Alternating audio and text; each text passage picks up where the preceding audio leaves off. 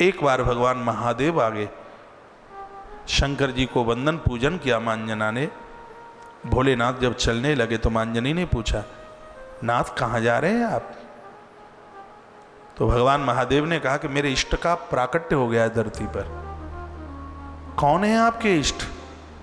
कहा कौशलाधीश,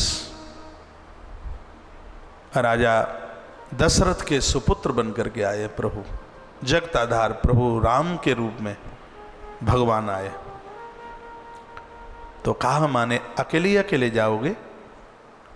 साधुओं का संग माँ तो वही है जो अपने बच्चों को महात्मा को सौंप दे। आप मेरी देली पर महात्मा बन के आए हैं, तो माता तो वही है जो अपनी संतान को महात्मा को सौंप दे। ये मैं बेटा आपको दे रही हूँ, आप जाने, आपका काम जाने, ये संभालिए। और शंकर जी ने जो हनुमान को राम जी से मिलाया, यह अद्भुत एक जोड़ी बनी। देवलोक की देवी इस धरती पर आके कन्या के रूप में प्रकट हुई है। स्वयं विधाता ब्रह्मा ने इसका नामो संस्कार किया और उसी का नाम अंजना रखा गया है। अंजन शब्द से अंजना बना, अंजन काजल। काजल आंख में लगा लो तो आंखें मज जाती हैं, आंखों का रोग खत्म हो जाता है।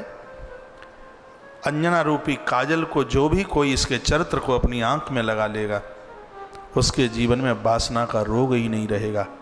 और जिसकी जिंदगी में वासना का रोग नहीं रहेगा, वही हनुमान जैसी संतान को पैदा कर पाएगा।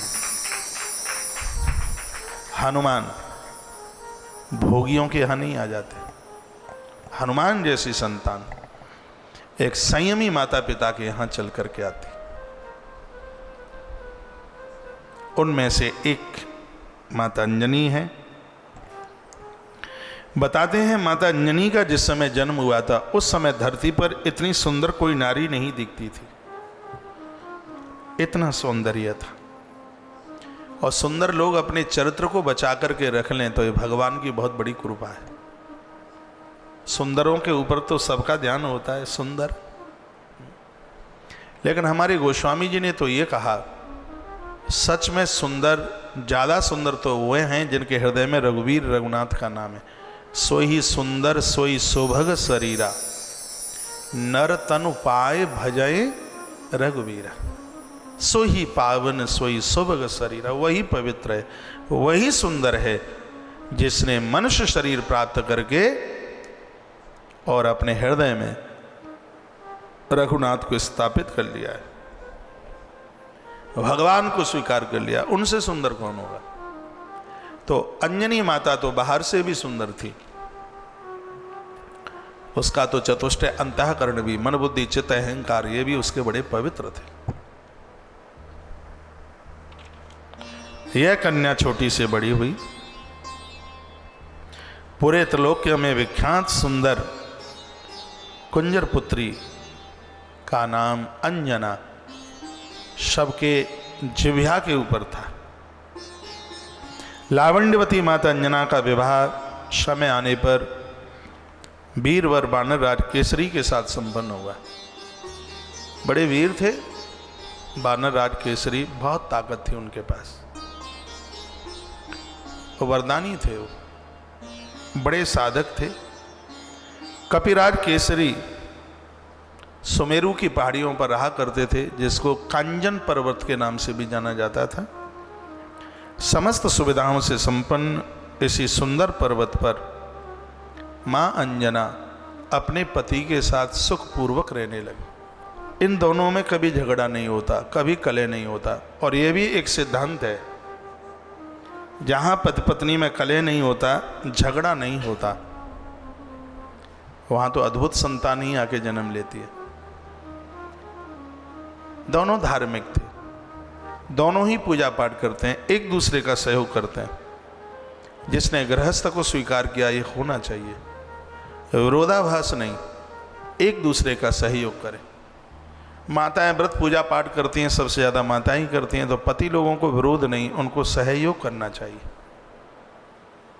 नहीं तो ज़्यादातर ऐसे विरोध करने वाले ज़्यादा है, उनको बड़ी परेशानी होती है। माताएं व्रत करती हैं, उपवास करती हैं, उनको बड़ी दिक्कत होती है।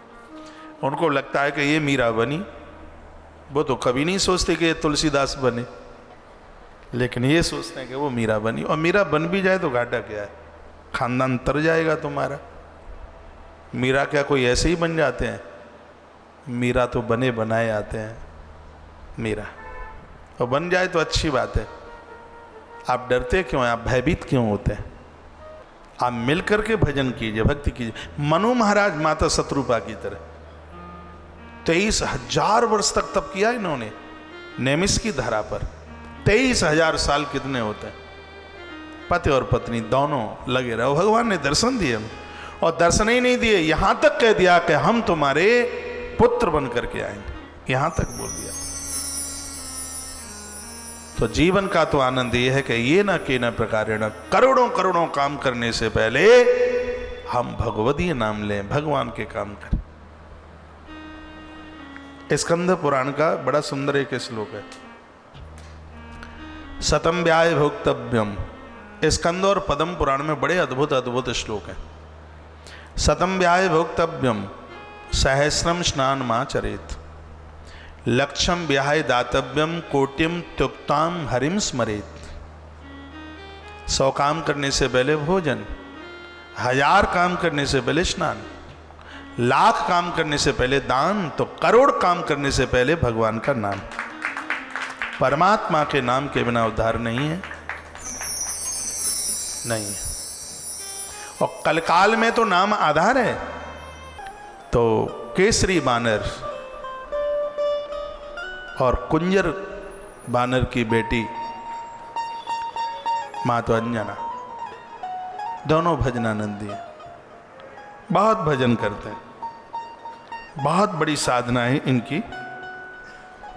श्री हनुमंत लाल जी का उत्पत्ति का कारण यहीं से आरंभ होता है, हनुमान यहीं से प्रकट होता है। अनंत करुणा की मूर्ति, जिसके चेहरे पर हमेशा मधुरता रहती है, मनोहर है, भक्तों के लिए एक धरती पर निधि प्रकट करती है, वह माता अंजनी।